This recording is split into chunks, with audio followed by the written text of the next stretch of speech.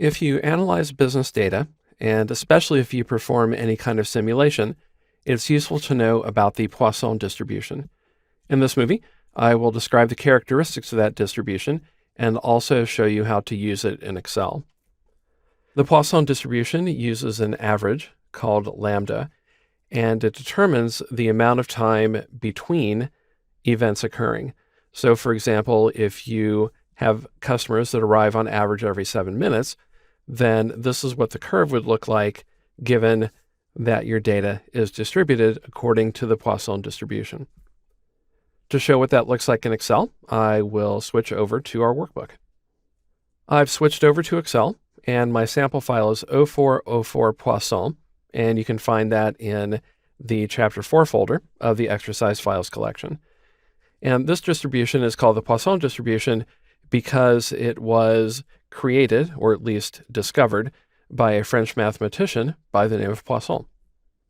The idea is that you want to calculate the probability of specific gaps between events, such as customers arriving.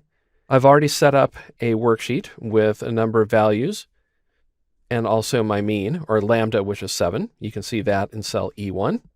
So now I can calculate the probabilities of each of these gaps between events. So I'll click in cell B2 and type in equal sign. And as you might guess, based on the way that functions are named, we will use Poisson, P-O-I-S-S-O-N, .dist. We need 3 pieces of information. The first is our x value that we're comparing. That's in A2. Then a comma. The mean is in cell E1, and I don't want that reference to change, so I will press F4. That's on Windows. If you're on a Mac, it's Command-T, and a comma. And we want the probability mass function, or point probability. So we want to know the probability of an exact value occurring.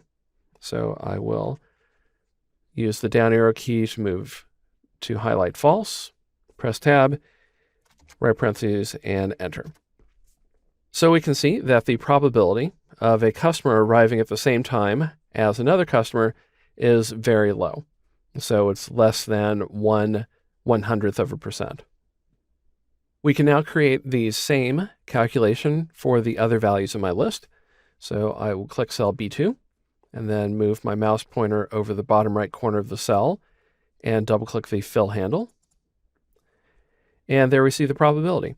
So we have our mean of 7, which occurs here at the top and will happen about 15% of the time. It's the same for 6 minutes between occurrences in this case, and you can see the other probabilities according to this curve. You can also determine the likelihood of a specific gap between customers or less occurring.